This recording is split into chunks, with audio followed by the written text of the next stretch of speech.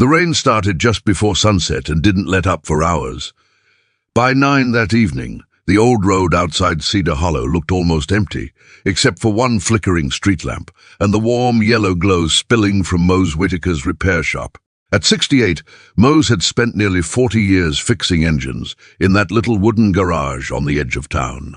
Most nights he locked up by 7, but he had stayed late trying to finish a transmission on a farmer's pickup before the weekend. That was when he heard motorcycles, not the loud roaring kind from a distance. These were uneven, slowing, one sputtering badly. Mose stepped to the doorway and saw 4 bikers pulling up through the rain, soaked clear through, headlights reflecting off puddles. One bike coughed and died before it even reached the awning. The riders climbed off carefully, wet leather, mud on their boots, exhausted faces, and Mose noticed something else right away. The youngest one looked pale and shaky. If you believe in kindness and second chances, please like, comment, share, and subscribe to Kindness Corner. The oldest rider introduced himself first. Name's Reuben. Hate to ask, but any chance we can get out of this rain a bit? Mose looked at the dead bike, then at the sky. Bring it in. That was all. He didn't ask where they came from, didn't ask why they were riding through weather like that. Just stepped back and held the door wider. The shop smelled like oil, old wood, and coffee that had been sitting too long on a hot plate. The fluorescent light buzzed overhead while rain hammered the roof. Mose rolled the broken bike under cover and crouched down with a flashlight. Bad voltage regulator. Not impossible, but not something he could fix without a replacement. The younger rider, his name was Lyle, sat on an overturned crate, rubbing his hands together. He couldn't have been older than 23. His jacket sleeves were dripping onto the concrete floor. Reuben and the others hovered awkwardly like men not used to asking strangers for help. Mose poured fresh coffee into paper cups. "Only thing I've got is stale peanut crackers," he said. Reuben gave a tired laugh. "That's still better than what we've had today." Woody, little by little conversation came easier. They were riding from Tennessee toward Louisiana for a Veterans Memorial ride. They'd taken a wrong turn, trying to avoid flooding near the interstate, and ended up on county roads. The weather got worse fast. Lyle admitted he'd barely slept. Mose noticed the kid staring at the wall of hanging tools and old license plates, like he was trying to stay focused. "Long day?" Mose asked. Lyle nodded once. Quietly, Reuben filled in the rest. Lyle had served overseas, came home a year earlier, hadn't been doing too well since. Reuben and the others had invited him on the ride because they thought the road might help. Mose didn't press. He understood quiet better than most people. His son Darnell had loved motorcycles too. 20 years ago, a drunk driver had taken him on a rainy road not far from there. Mose had kept the shop open afterward because he didn't know what else to do with himself.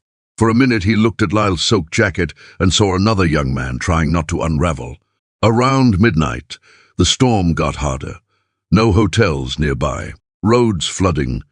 Mose grabbed an old box fan, a stack of clean shop towels, and the spare cot he kept in the office. "You boys staying here tonight?" Reuben hesitated. "We can pay." Mose shook his head. "You can help me move that toolbox if you feel bad." That got a small smile. The hours passed quietly, rain on tin, coffee warming hands. Lyle eventually fell asleep in the office chair with a towel over his shoulders. Mose sat at his workbench and kept staring at the dead regulator. Then he remembered. Years ago, he'd salvaged parts from an old bike behind the storage shed. At nearly 2 in the morning, with rain soaking his cap, he dug through crates with a flashlight until he found it. Not exact, close enough. By dawn, the rain had slowed to a mist. Mose tightened the final bolt and tried the ignition. The engine fired immediately. The sudden sound filled the shop. Reuben looked up from the cot. "No way." Lyle smiled for the first time all night. But that wasn't what stopped Mose. A second sound rolled down the road, then another. Motorcycles. At least 20 of them. Mose stepped outside. A long line of riders pulled up in the pale grey morning. Rainwater shining on chrome. Engines idling. Reuben looked stunned. Turns out while they'd been stranded, another veteran rider had posted online asking if anyone had seen their group after they disappeared in the storm. Word spread through 3 counties. Overnight, riders came from nearby towns before sunrise to make sure they were safe and finish the trip together. Some Mose recognized from years back. One older man removed his helmet and stared. Mose Whitaker? Mose blinked. It was Calvin Briggs, a customer from decades ago, and Darnell's old riding buddy. Calvin stepped forward and shook Mose's hand. "Reuben told us what you did. Your boy talked about you all the time." Mose didn't know what to say. The parking lot slowly filled with engines warming and riders checking gear. Lyle walked over before mounting up. "Thanks for keeping us here," he said. Simple words, but steady, like he meant every one of them. Before leaving, Reuben tucked something under the coffee pot. After they pulled away, Mose unfolded it. A handwritten note for the parts, the coffee, and giving a tired group somewhere safe. "Memorial ride stops here next year if you'll have us." And folded inside was a small photo Calvin had kept for years. Darnell at 22, beside his motorcycle, smiling wide outside the same garage. Mose stood in the doorway while the last bikes disappeared into the morning fog. The shop felt quiet again, but not lonely. Comment, kindness still exists if you believe even one good act can change someone's life. And if this story touched your heart, please leave a like and share it with someone who still believes kindness matters. Sometimes kindness isn't loud.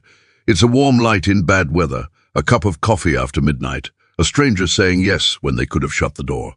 And sometimes that's enough to carry someone safely into morning.